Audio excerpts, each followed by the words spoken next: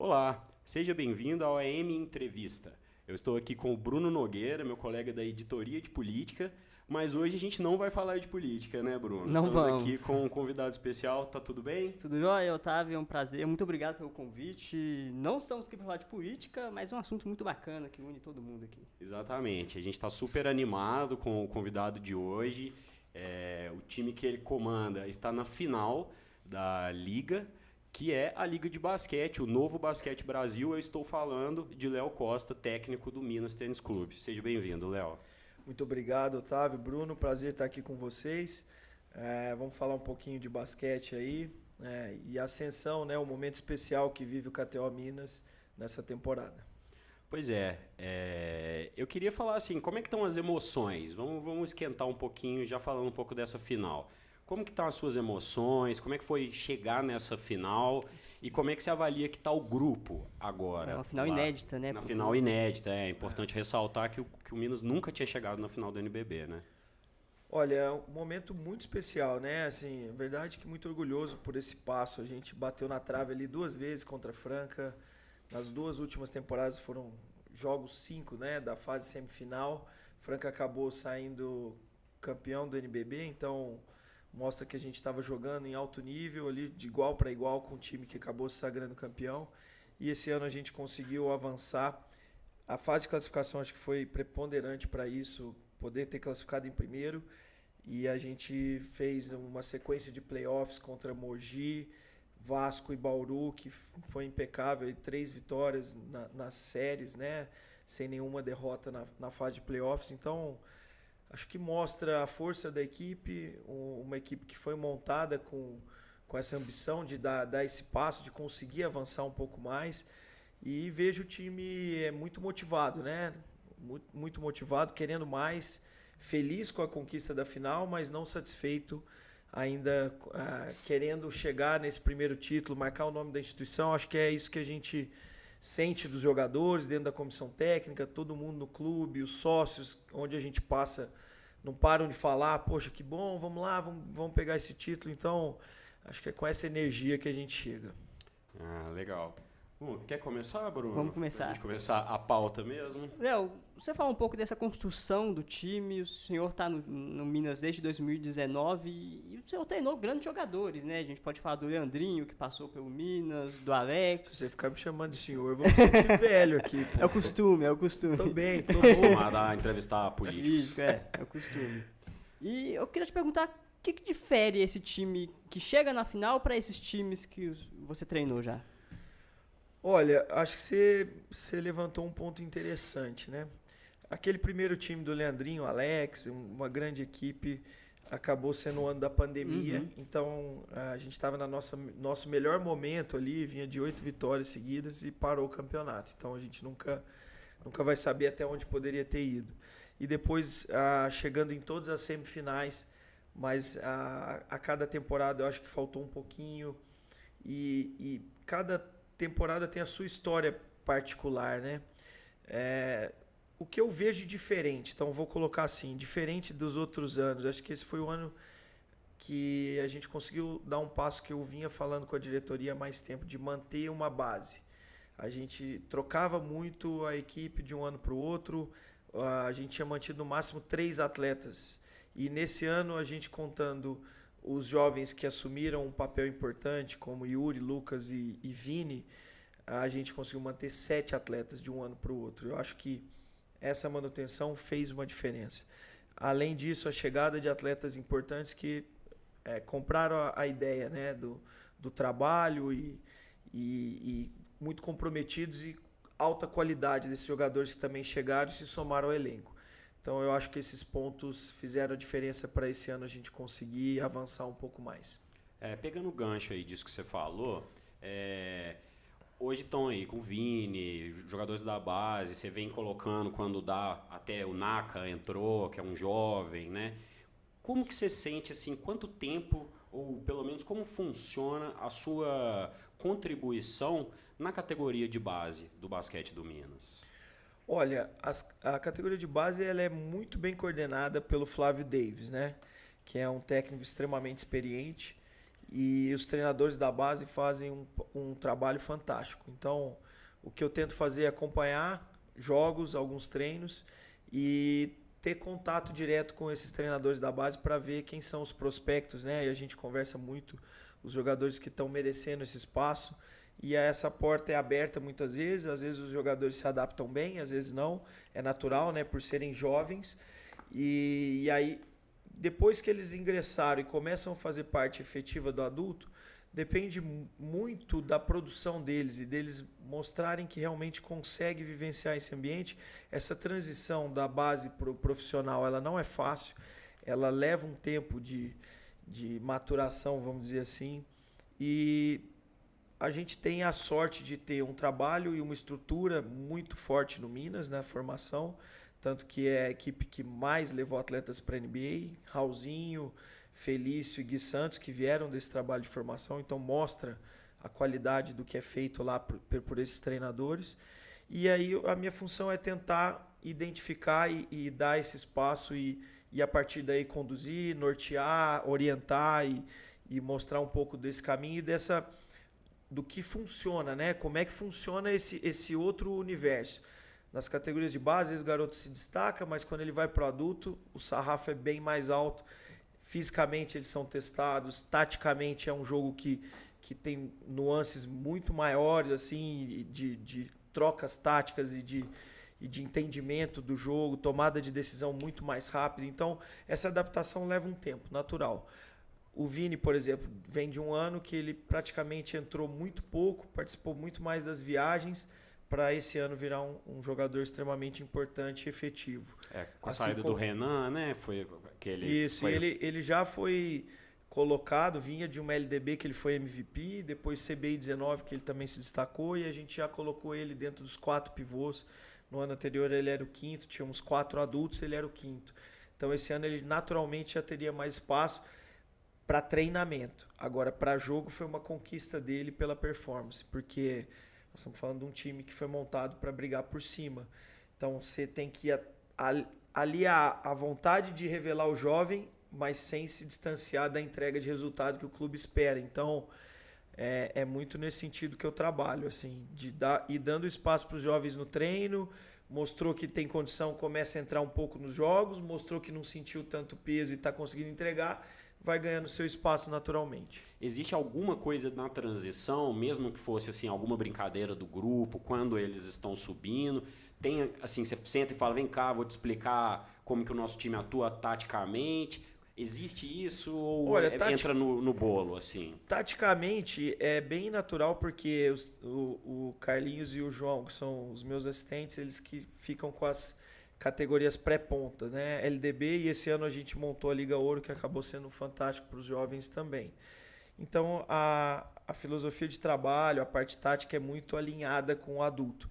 Então o jogador que é pensado ali para subir, ele já está bem adaptado com a filosofia defensiva e ofensiva que a gente aplica no adulto. Então nesse aspecto não tem tanto problema. Acho que de brincadeira, de vez em quando tem um corte de cabelo ali, que eles fazem uma iniciação do garoto. Nas viagens provavelmente vai carregar uma mala ou outra aqui para os caras, comprar um chocolate quando eles têm vontade, mas isso é uma coisa que eu deixo para eles conduzirem. Eu fico um pouco mais fora desse processo. Mas tem alguma conversa específica, mais cuidadosa que você tem que ter com esses jogadores? Assim, porque quando a gente vê jogadores novatos, a gente percebe talvez um pouco uma inconsistência, né? Joga um jogo muito bem, o outro vai um pouco mal. Como é que o senhor trabalha isso? Na verdade, quando eles vão subir, tem uma reunião que eu faço individual com eles, às vezes com os assistentes juntos, para falar que eles estão sendo convidados a participar do grupo do adulto. Também entender como é que é a ambição deles, né? O que eles pretendem para a carreira.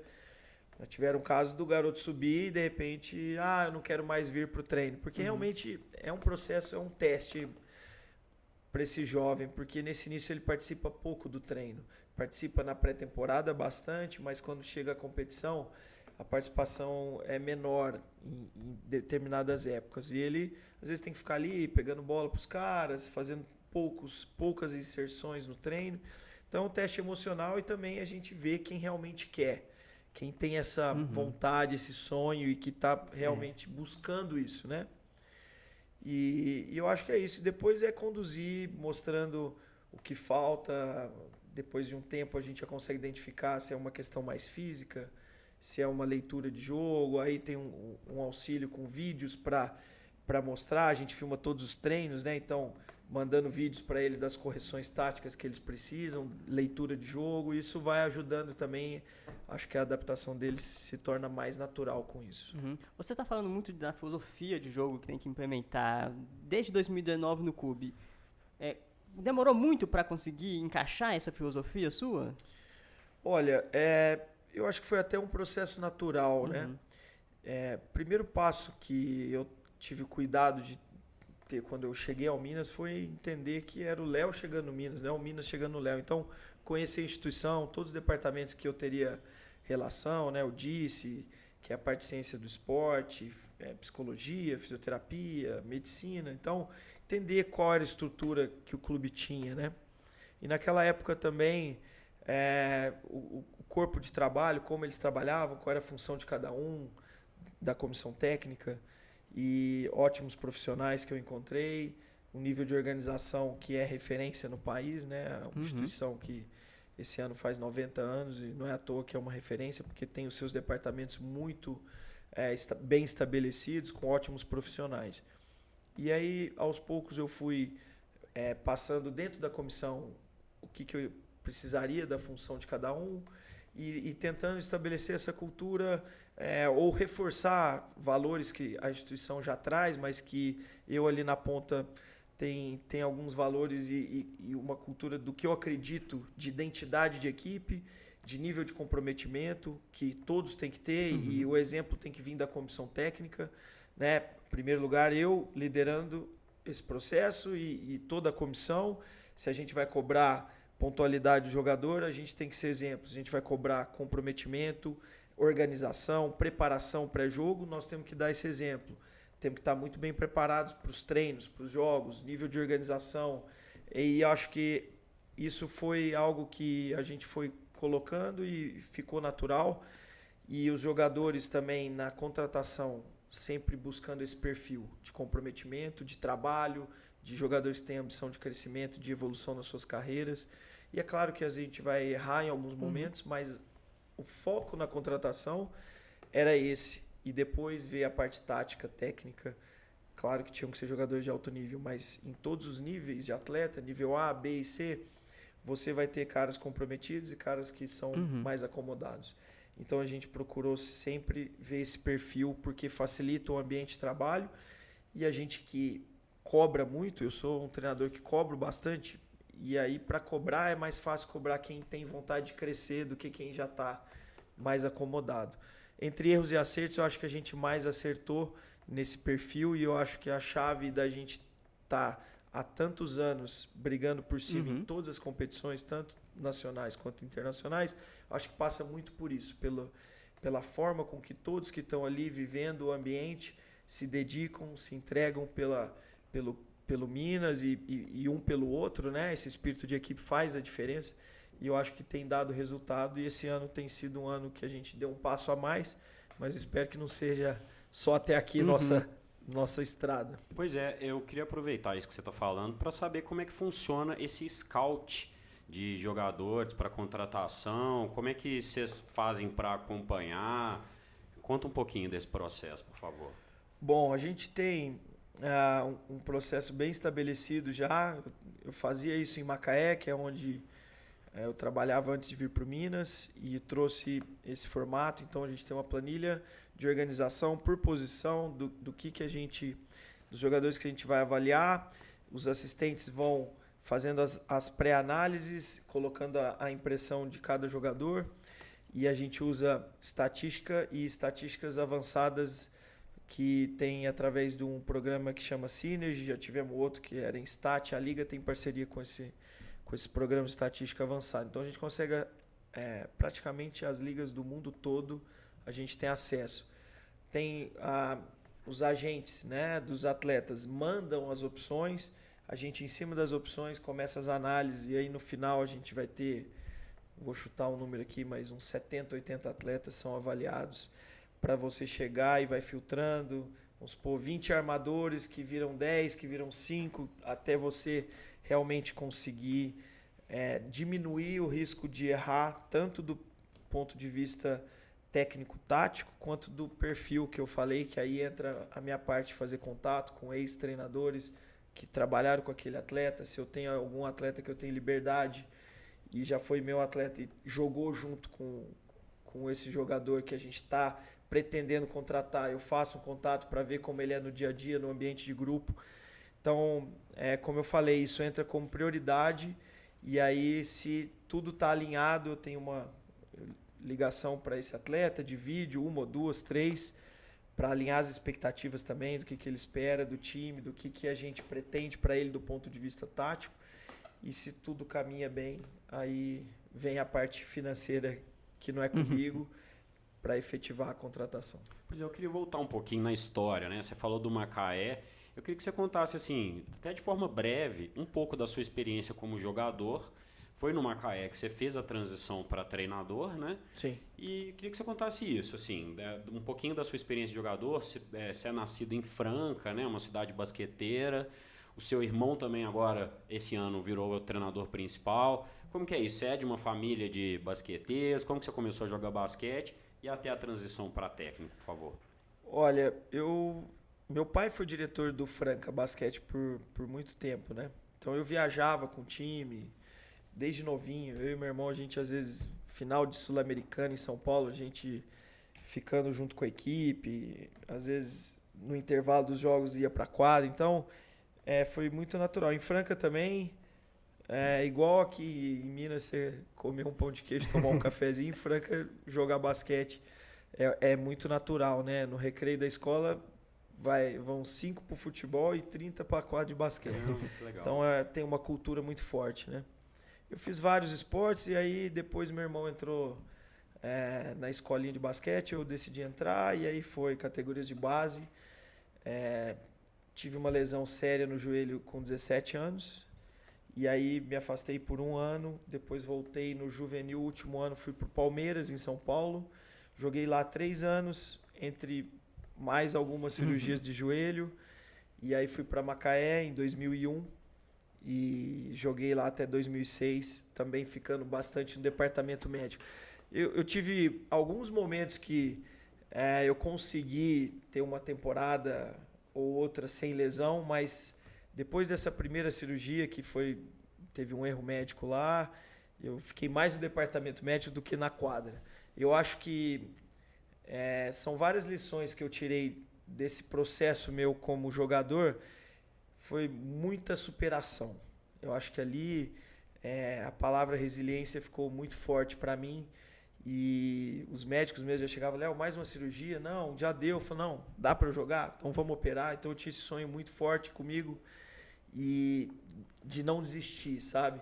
Depois o projeto de Macaé também passou por várias dificuldades, eu como treinador, dificuldades financeiras e essa coisa do não desistir, de ir atrás de patrocínio, eu acabei me envolvendo também na parte de gestão para não acabar. Então eu acho que foi um ponto que foi fundamental para a minha transição. Hoje eu enxergo que várias características minhas como treinador, eu trouxe dessa resiliência, desse acreditar, de um pouco mais, de não parar, sabe? É algo que eu prego muito para os meus atletas, da gente acreditar nesse processo. Eu acho que essa resiliência vem daí.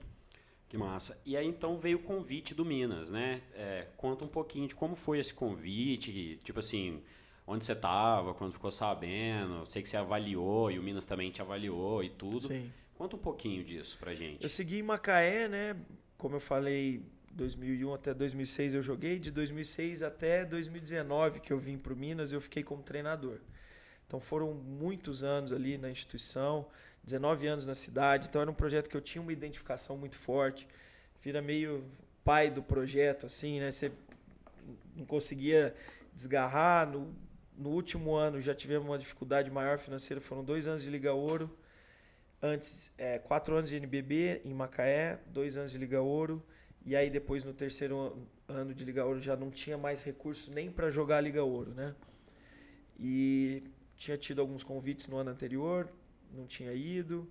Nesse mesmo ano que eu vim para o Minas, tinham 2 equipes me chamado também, e acabou que não casou de dar certo. E aí quando veio o convite do Minas, fez muito sentido para mim, né? Eu sabia da estrutura, de tudo que a força que era o Minas, mas eles vinham de vários anos seguidos mais participativos do que competindo para brigar por título ou por cima. Mas nesse ano específico já estava contratado o Leandrinho e o Alex. Eu falei, esses caras não estão brincando, esse ano é um ano diferente, é um ano especial. E foi a conversa que eu tive com o Daniel Vestin, depois com o Alexandre Cunha, vim para cá, fiz algumas reuniões presenciais, conheci a instituição, entendi a dimensão do projeto, o que eles estavam almejando, né? E a ambição era grande para a temporada, e isso realmente me despertou de uma forma diferente, e foi o momento certo para realmente me desligar do projeto que eu estava lá há 19 anos, tinha um vínculo afetivo enorme, não foi fácil, mas existiu um porquê e hoje eu entendo que foi a melhor decisão. Agora, para a gente falar um pouco dessa temporada forte do Minas na NBB, o time terminou na liderança do campeonato, na temporada regular, não perdeu nenhum jogo nos playoffs até o momento. Eu queria te perguntar, comparando um pouco com Flamengo e Franca, porque o Minas ganhou 2 jogos do Flamengo na temporada regular, com autoridade, ganhou um jogo do Franca, perdeu outro. Como preparar agora esse time para um desses 2 adversários? Pois é, tem escolha de adversários aí, no final? Eu até brinquei. Você chega numa semifinal, numa final, você não tem mais margem para estar escolhendo. Vão ser jogos difíceis. Uhum. Não tem como você chegar nesse estágio da competição. Então as melhores equipes estão aí, né? E, bom, a preparação tem sido um pouco diferente, porque a gente não conhece ainda o adversário, né? Isso se define no último jogo 5 agora. A gente procurou até agora focar muito na gente, focar nos pontos que a gente percebeu que precisavam de ajuste. Então a gente tem feito esses trabalhos diários com foco no Minas. E a partir de amanhã a gente já vai ter uma madrugada de muito estudo aí para já iniciar tendo definido o adversário, aí já começar a construção tática, o que nós queremos explorar, o que nós vamos defender, de que forma, porque são 2 times com alto poder ofensivo, né? Então vai exigir muito da nossa defesa, que vem sendo a melhor defesa do campeonato, foi na fase de classificação, foi a melhor defesa dos playoffs, então a gente está muito sólido aí, mas tem pontos que a gente percebe que ainda podemos melhorar. Pois é, eu ia até perguntar um pouco isso, porque a defesa parece ser o grande ponto forte do Minas, né? É o time que, se eu não me engano, tomou menos pontos na temporada, mas esses 2 times têm ataques muito explosivos, né? Com estrelas, geralmente em alguns jogos passam dos 100 pontos, que não é tão comum no basquete FIBA, né? Nesse basquete mais internacional. Te perguntar, como o senhor tem preparado a defesa para esse tipo de jogo, assim? Porque são tantas estrelas, só complementando, são tantas estrelas. De um lado do Franca, a gente tem o Jorginho, que a gente comentou aqui em off, o Didi, o Lucas Dias. No lado do Flamengo também, vários, Balbi, Deodato, Alexei. Existe uma preparação num pensamento individual com essas figuras, ou não? Ou isso talvez não venha ao caso você contar aqui antes da final? Não é problema, não. A questão maior é que sem a definição, a gente não consegue dar esse passo de um foco de estratégia bem específico da equipe. Então, existe a parte individual, né? Então, a gente faz todo um scout. Aí o Carlinhos faz o scout individual, o João é responsável pelo scout coletivo e eu faço um pouco de tudo com eles, né? Avaliando jogos. A gente já viu todos os jogos da série deles e os nossos confrontos, né, também, nós contra o Flamengo, nós contra o Franca, porque você consegue extrair o que funcionou, o que não funcionou, o que eles tentaram de estratégia também para neutralizar a gente, porque esse estudo ele é de mão dupla, né? Da mesma forma que a gente analisa os adversários, eles também fazem esse trabalho de scout. Então, praticamente, assim, algo que eu valorizo muito, o scout individual, para mim, ele é importantíssimo, porque Os jogadores têm traços de características do que eles preferem fazer em quadra, qual é a melhor bola, o que ele normalmente busca. Então a gente faz uma análise muito aprofundada para poder passar um resumo disso para os jogadores, de como a gente espera marcar cada jogador adversário. Isso é feito durante a temporada toda contra todos os adversários. Então, eles recebem um plano de jogo antes, tático, e também recebem vídeo e escrito sobre a característica individual de cada atleta do adversário para se preparar para o jogo. Então, a gente faz isso. É claro que quando você enfrenta a mesma equipe num playoff, vai ficando mais natural, né? Os jogadores vão se conhecendo mais, já vai vendo o gosto, e até eles trazem alguma informação. Pô, Léo, eu percebi que nessa bola aqui ele não ficou confortável. E aí a gente vai tendo essa troca com os atletas também. Às vezes jogaram junto com o cara que está do outro lado, falou, pô, ele não gosta disso aqui. Se a gente marcar ele assim, ele vai ter dificuldade. Então, procuro escutar também, porque o jogador está ali dentro, ele também percebe o jogo de um outro prisma, né? Do que a comissão. Então, basicamente é isso. Definiu-se a estratégia, plano A. A gente tem sempre um plano B na manga, que a gente trabalha um pouco menos, mas trabalha também. E vão para o jogo, e o jogo às vezes te traz uma necessidade de um plano C. E às vezes tudo que você construiu, o seu plano A não funciona como você esperava. Pode ser porque o adversário veio mais preparado, pode ser porque individualmente a gente também falhou na estratégia. E aí você tem que ajustar, que aí eu acho que é a grande... Que aí é o que eu gosto do basquete, que é um jogo de xadrez, que o cara sobe o time lá, você começa a perder rebote, tem que equilibrar aqui, você coloca um time mais rápido, o cara tem que ajustar. E o basquete permite isso, acho que como poucos esportes, né? Futebol você tem 3 mudanças.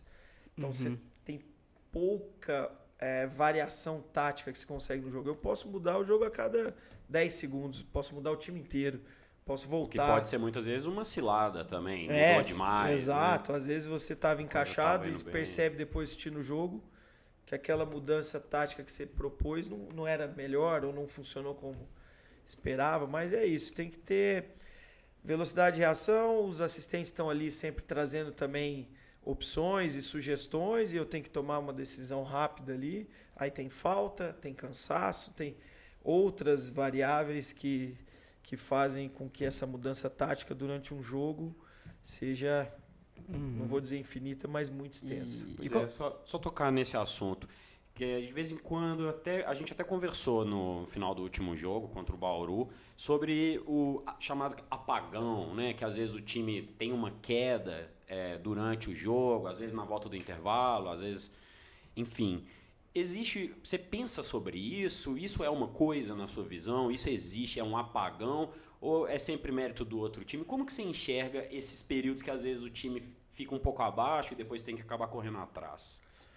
Eu acho que acontecem os ditos apagões, mas também não estão atrelados somente a demérito da nossa equipe, né? A gente tem que lembrar sempre que do outro lado existe uma equipe que trabalha, que treina, que também tem um corpo técnico capacitado, que estuda e às vezes traz alternativas que funcionam também. Da mesma forma que a gente pretende que a nossa estratégia funcione do lado de cá, às vezes acontece do outro lado. Essa ansiedade, vamos dizer assim, é natural. Jogos decisivos, jogos mais importantes, como aquele jogo 3 contra o Bauru, era fechar, senão você volta lá para o panela de pressão, podia... Aí, esse tipo de jogo de fechar a série ou jogos decisivos, eles trazem uma ansiedade maior. Se num esporte de alta precisão como o basquete, isso às vezes reflete num aproveitamento ruim. E acontece em alguns momentos, você não tem uma lógica para explicar, mas não cai uma bola de não cai a sua. Você arremessa, não cai. Aí o Bruno arremessa, não cai. Eu arremesso, não cai. Perde confiança, né? Parece que aquilo se espalha e fica um jogo mais tenso, sabe? E administrar esses maus momentos também faz parte de uma equipe de sucesso. Diminuir o tempo dessas oscilações, né? Elas vão acontecer, mas você pretende que elas não se estendam. O terceiro quarto contra o Bauru se estendeu praticamente inteiro. Foi um quarto que eles ganharam muita moral, a gente perdeu moral, tivemos que nos restabelecer para o quarto período para fechar o jogo. Mas o que tem me deixado muito otimista é ver que nos momentos decisivos, se a gente for pegar os quartos períodos de jogos importantes, a gente produziu muito bem. dos dois lados. Então isso mostra que por mais que teve um desarranjo emocional, a gente conseguiu na hora certa se equilibrar. E você avalia isso como uma coisa emocional mesmo? Passa pelo emocional, passa por às vezes você estar arremessando uma bola, um esporte de precisão, e naquele dia não está inspirado. Isso vai acontecer. Isso, o Stephen Curry já teve jogos de baixíssimo aproveitamento. O que você espera é que o próximo arremesso do cara não seja pensando no erro, né? Seja sempre com a cabeça tranquila e a confiança de que vai conseguir meter a bola e se restabelecer. Às vezes não acontece. Então, acho que é um processo do atleta também, e nós temos um grupo experiente que já consegue administrar isso bem, mas vão ter dias que isso não vai acontecer como a gente espera. Numa final, é importantíssimo esse aspecto emocional, de confiança e saber lidar com os erros. O erro vai acontecer. É natural. O Stephen Curry que a gente está falando, ele não está nem com 40% de aproveitamento. Estou falando de um melhor arremessador da história, ele mais erra do que acerta. Então, acho que a diferença dos grandes jogadores é como eles lidam com o erro. Não ficam presos, né? Aperta a teclinha do esquece e já vai para o próximo como se não tivesse acontecido nada. Acho que esses momentos decisivos vai ser importantíssimo a gente estar com essa mentalidade forte. Eu queria voltar um pouco para falar da questão da defesa do Minas, né? Porque acho que a defesa é um dos fundamentos do basquete mais legais, porque demanda uma intensidade muito grande dos atletas. Passa um pouco também por aquela coisa que você estava falando do comprometimento. Como é que os atletas estão comprometidos em defender hoje? Sem dúvida passa. Acho que a defesa é o ponto do basquete que vai ter menos highlights, menos glamour, né? Menos glamour. Então acho que na defesa é onde o atleta realmente consegue mostrar que ele está se doando para a equipe. Na defesa é ali que ele vai estar se entregando em prol da equipe, né? Ofensivamente, eu acho que é um processo mais natural, que todos tenham a sua característica e vão querer, em algum momento, mostrar a sua qualidade técnica individual. Agora, na defesa, é muito transpiração. É menos inspiração e mais transpiração. Pois é, pegando o gatilho aí disso, a defesa de zona, que muito tempo se falou que não usava mais, que tinha acabado. Hoje até na NBA a gente vê uma meia zona, né? Às vezes marca um pedaço da quadra com zona, outros no individual. Como que você enxerga isso? A defesa de zona voltou? Na verdade, ela nunca foi. Existe um questionamento sobre a defesa por zona, o qual eu compactuo, principalmente nas categorias formativas. Eu acho que nesse início de desenvolvimento do atleta, a defesa por zona ela vira meio que uma forma de camuflar falhas individuais, né?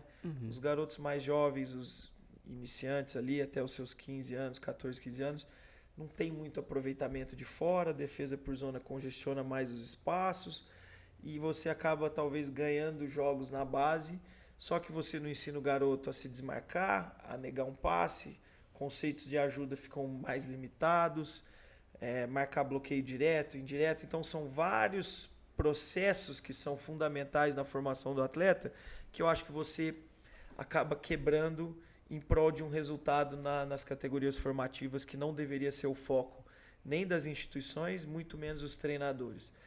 Mas essa é uma discussão muito ampla que sempre gera polêmica. E aí talvez a introdução ali do sub-15 para cima eu acho que já é mais natural. A defesa por zona ela é às vezes menos utilizada, é bem menos utilizada porque ela é uma defesa mais frágil também. Em alguns jogos ela funciona muito bem, você consegue tirar o ritmo ofensivo. A gente acabou usando, por exemplo, contra o Bauru, que o Bright não ficava tanto com a bola, soltava e eles iam para uma jogada que a gente meio que tinha planejado para defender, que não tinha um protagonismo tão grande para o Bright. Então era uma forma que a gente usou da bola não ficar tão concentrada num jogador que está num momento especial da carreira e fez um jogo 3 também fantástico.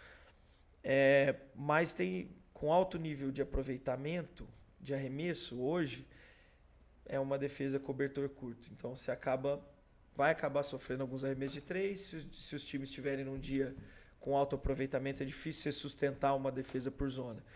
Te fragiliza no rebote defensivo porque você não está tão equilibrado para o bloqueio de rebote. Então, é um outro ponto que às vezes você marca, a bola não cai, mas você sangra em rebote ofensivo. Então, tem vários pontos ali que torna ela um pouco mais frágil, na minha opinião, mas a gente utiliza, como todos os times, e quando funciona a gente mantém.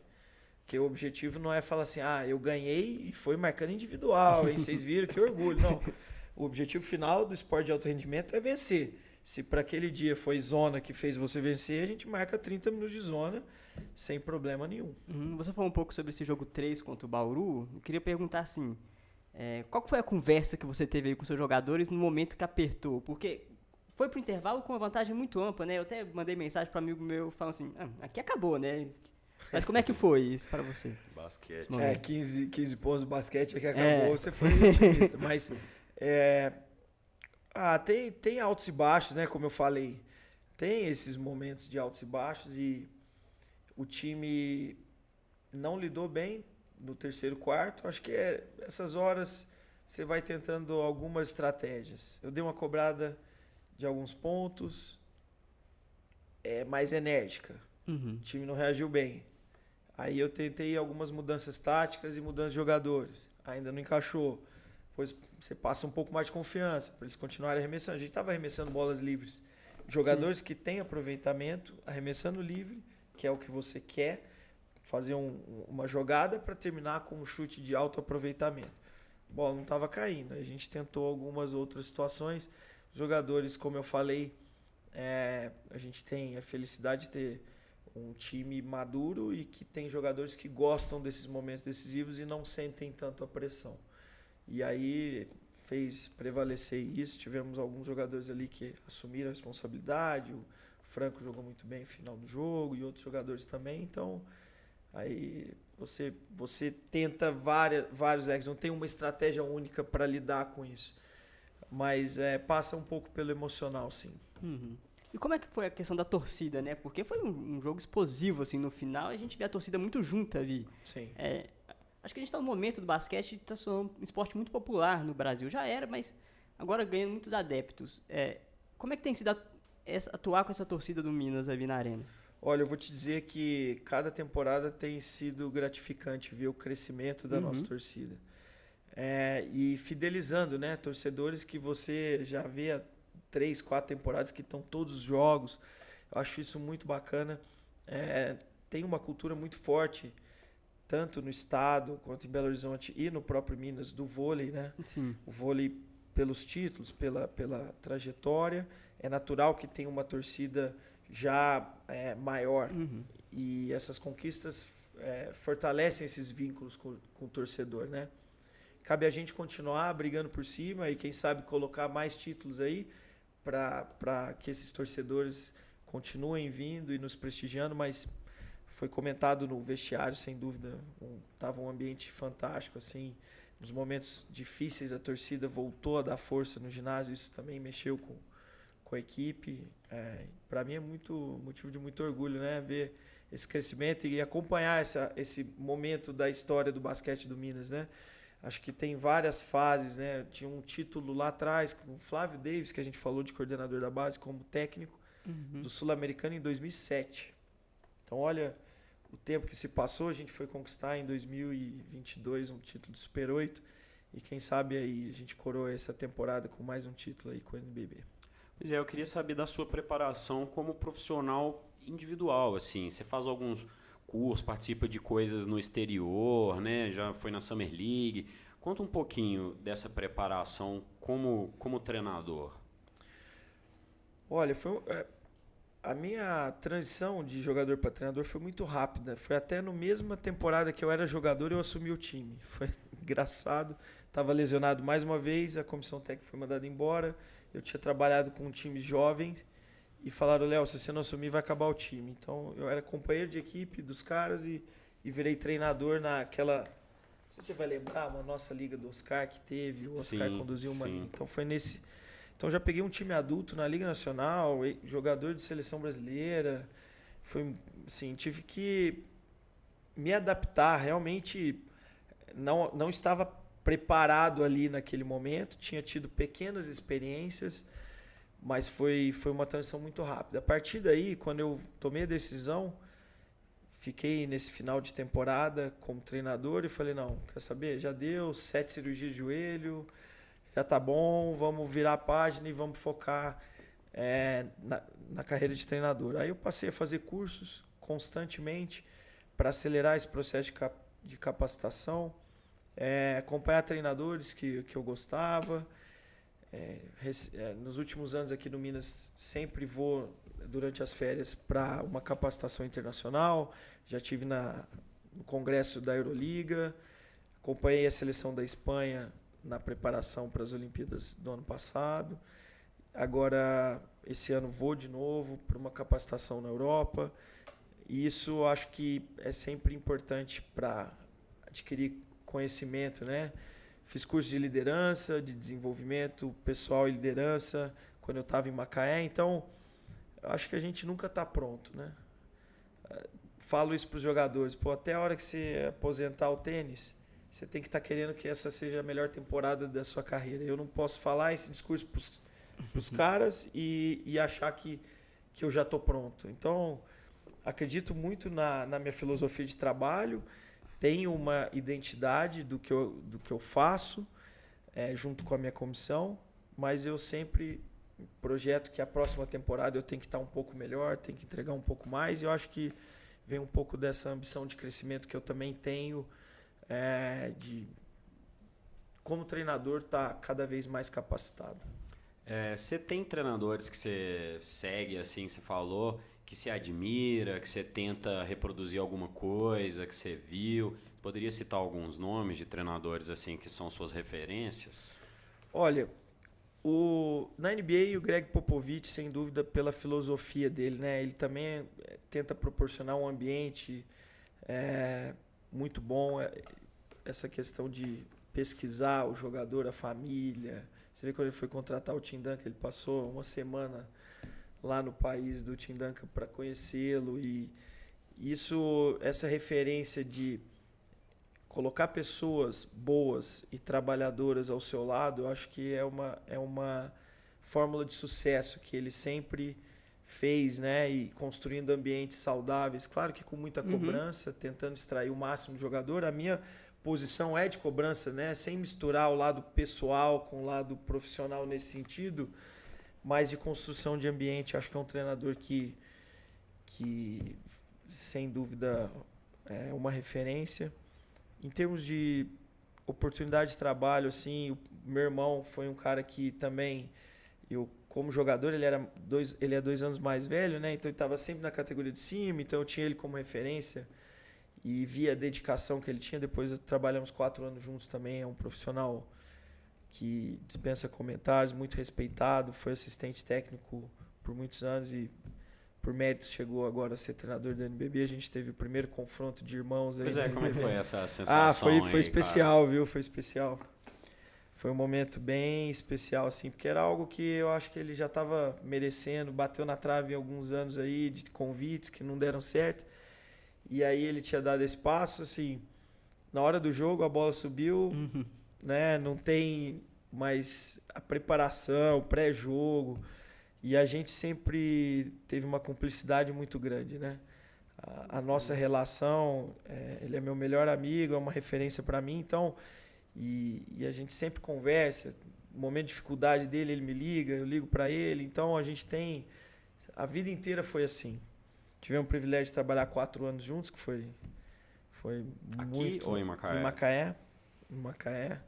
Ele estava em Franca. Quando conseguimos subir o Macaé, né, da 2ª divisão para o NBB, eu precisava de um assistente. Eu falei, passei a mão no telefone, preciso de alguém competente, confiança, não tem outro nome, faz a mala e vem. E as nossas irmãs, as nossas esposas são irmãs, né? Ele é casado com a Dani, eu com a Isa, e elas... Então ficou tudo em família, a gente morou no mesmo condomínio, os primos crescendo igual irmãos, assim, foi uma experiência profissional e de vida muito bacana. O Obradovic na Europa é um cara muito vencedor, o Dimitris Itodes agora é um técnico também, que foi assistente do Obradovic, que eu gosto muito do trabalho, na clínica que eu fui foi um cara que eu gostei bastante. O Manhano aqui também é um treinador, um baita treinador. Hélio Rubens, você falou de referências, né? O Hélio Rubens é pai, lógico que o Elinho está fazendo um trabalho fantástico, mas eu acho que o Hélio, eu acompanhei ele muito novo, né? Então, assim, foi uma referência de treinador vitorioso também no país. Eu acho que nós temos hoje grandes treinadores, cada vez mais chegando treinadores extremamente capacitados, estudiosos. Então, tem uma safra hoje no Brasil de treinadores muito competentes. Pois é, eu queria falar agora do Gui Santos, né? Foi seu jogador, você participou da transição dele da base para o profissional, né? E tá lá, tá cada vez ganhando mais minutos, né? Em time da NBA. Como que você vê? Você já via que o teto dele era mais alto? Você já projetava, digamos, isso tudo? Olha, eu conheci o Gui numa LDB que eu fui como orientador técnico. E ele era muito jovem, ele estava com 15 ou 16 anos, ele foi para a LDB. Não jogou muitos minutos, mas o talento você identifica, assim, né? Ele tinha algumas qualidades assim que você já conseguia perceber. E aí na minha vinda para cá, o Gui já era um garoto com destaque na sua categoria e já participava do adulto com poucas inserções. Esse primeiro ano foi um ano que os laterais eram Leandrinho, Alex, Gui Deodato, então assim, era um nível de competitividade e ele ainda muito jovem, a questão física pegava muito para ele ainda. E eu acho que foi um processo de adaptação e também a minha filosofia de trabalho defensivamente. O Gui tinha característica ofensiva diferenciada, assim, de talento, de ter controle de bola, finalização com as duas mãos e timing, leituras, mas defensivamente ele ainda estava muito aquém.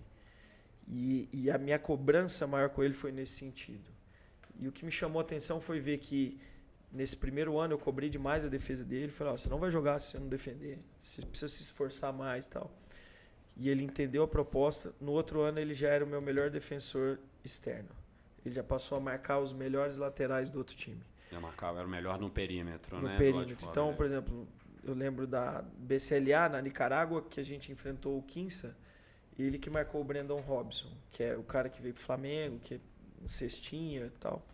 E ele não conseguiu produzir em cima do Gui. Então, isso foi uma coisa que me chamou a atenção, sabe? De um defensor que era muito deficitário para um crescimento muito rápido. Ele botou energia, botou esforço, começou a melhorar na parte física também, trabalho de academia, ganhando peso, ganhando força. Então, queria muito, né? Era um jogador muito dedicado, ótima base familiar, educado, ótimo no grupo, todo mundo gostava dele, respeitoso.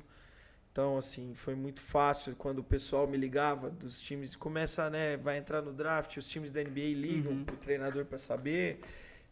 Quem te ligou? Conta aí uma história dessa alguns pra gente. times ligaram e querem saber das maiores curiosidades. Namora, gosta da noite. Eles às vezes focam muito mais a pergunta nessa parte de conduta do que de performance, porque eles têm como filtrar, né, scoutear. É a coisa do comprometimento, né? Exatamente. Do jogador. E eles até citam exemplos. Pô, ele tá no balaio de um Dennis Rodman ou de um Leandrinho, JP, Anderson Varejão, Splitter, caras que são tidos como muito profissionais, né? E foi muito fácil conversar e falar bem do Gui, porque eu não precisei forçar nada, né? E o Aaron, que era o representante do Golden State, veio para BH algumas vezes. A gente foi jogar lá em Campina Grande, lá contra o Unifacis. Ele foi para lá, ficou no hotel. A gente saiu para jantar, ele perguntando. E qual o defeito, Léo? E quero saber, mas não pode ser tudo bom. Eu falei, não, eu acho que esse ponto é o que ele tem que desenvolver, mas com certeza vai. E assim, eles estavam já muito propensos a dar espaço, né? E fiquei muito feliz, assim, foi uma noite em casa, parecia final de Copa do Mundo, quando chamou o Gui, assim, foi emocionante. Eu, minha esposa, assim, meu filho, tava todo mundo lá torcendo demais, porque ele merecia, né? E foi legal ter participado, né? O mérito do Gui chegar é dele. atrelado a várias pessoas que ajudaram um pouco nessa condução. Eu espero ter sido uma dessas.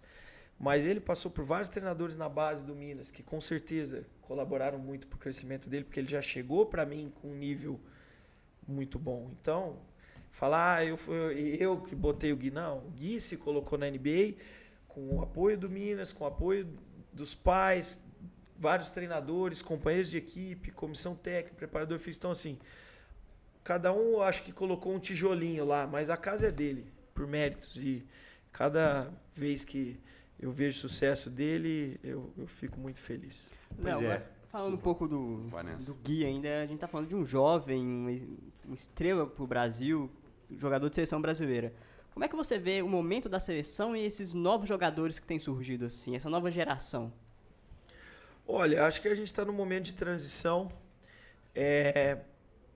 Não vai ser fácil a gente se firmar no nível internacional, mas tem prospectos aí que podem daqui a pouco tá chegando, né? E, bom, é um desafio para o Petrovic agora. O Gustavinho teve lá um tempo também, estava com esse desafio de fazer essa transição, ainda pegando ali o final do Marcelinho Huertas, o Benite também, acho que num processo mais para o fim da sua participação na seleção, mas ainda podendo contribuir com esses jovens. E torcer para que a gente consiga cada vez mais encontrar os Gui Santos que estão perdidos aí, né? Acho que esse processo de aumentar o número de praticantes de basquete no Brasil, acho que é uma prioridade.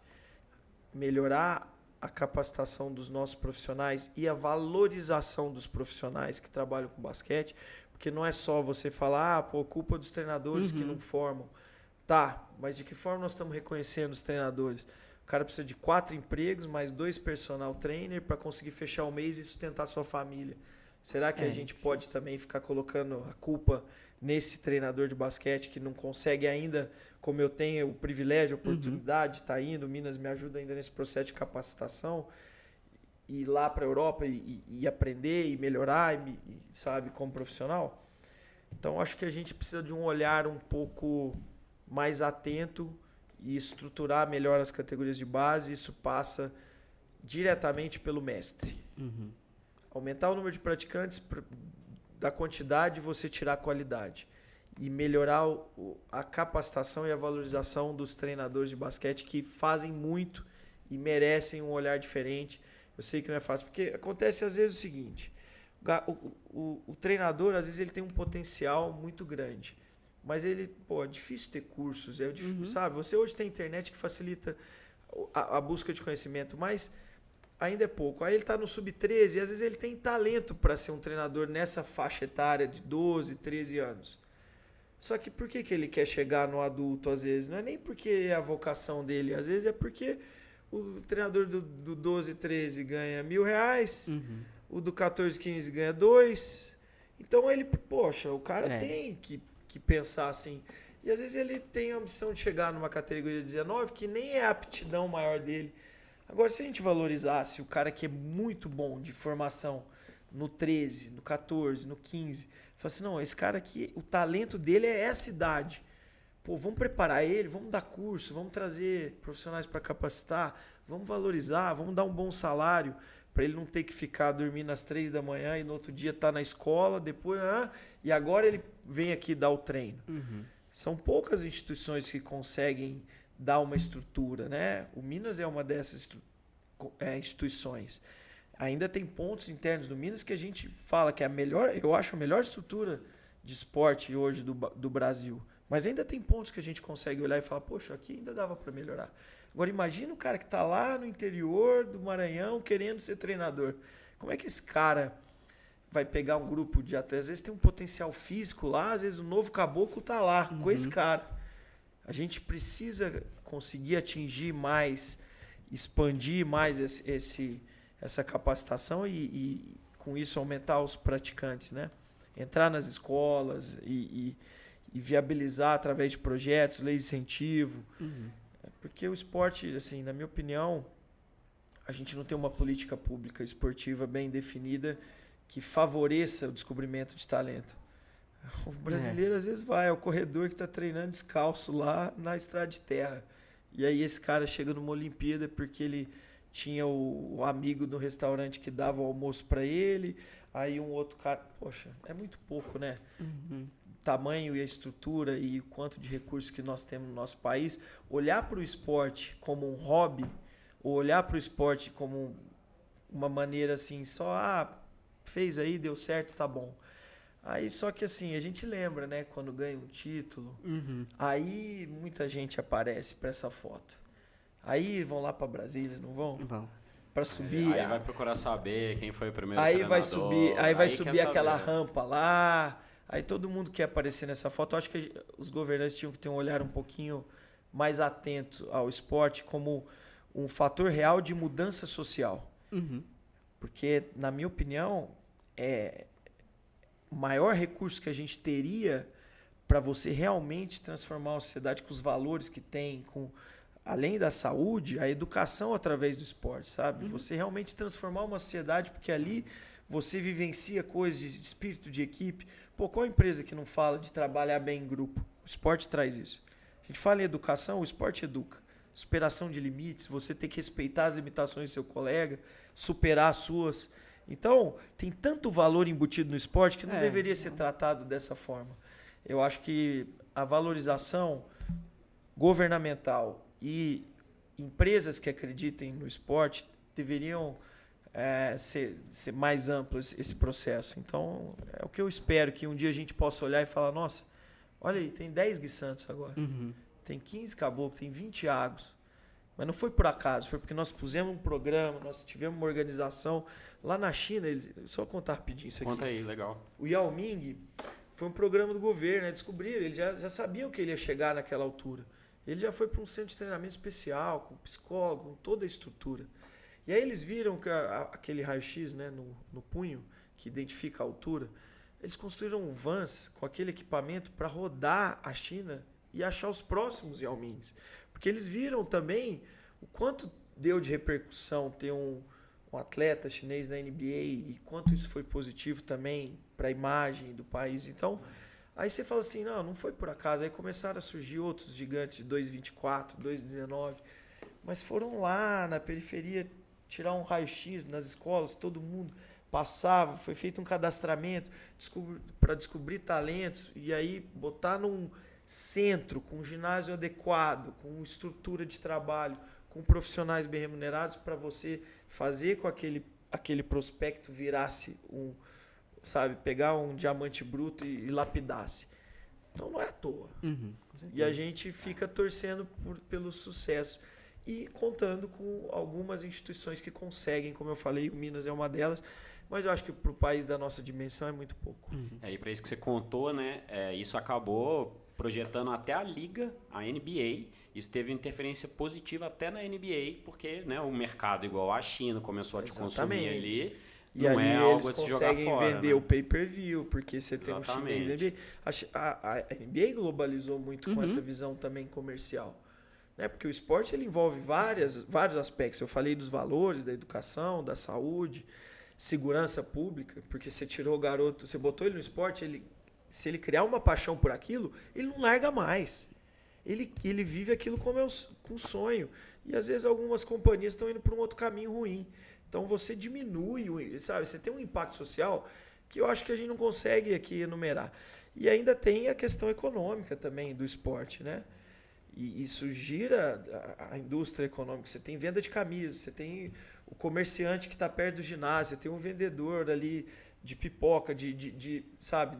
Ginásios com estrutura, você está preenchido. Então, tem vários aspectos que acho que o olhar para o esporte deveria ser um pouco diferente. Não só na hora de pôr a medalha no peito, que aí é mais tranquilo. Aí é a parte boa, né? Bom, pra gente já chegando pro final, eu queria falar do seu futuro no Minas, né? Temos mais um ano de contrato, além desse. Isso já foi conversado? Você se imagina ainda mais tempo no Minas? Ou vamos deixar essa conversa para depois? Estamos numa final. Como que você imagina o futuro do Léo Costa aí? Talvez uma seleção brasileira no futuro, com os resultados chegando. Como que você imagina o seu futuro, começando pelo Minas, mas no geral?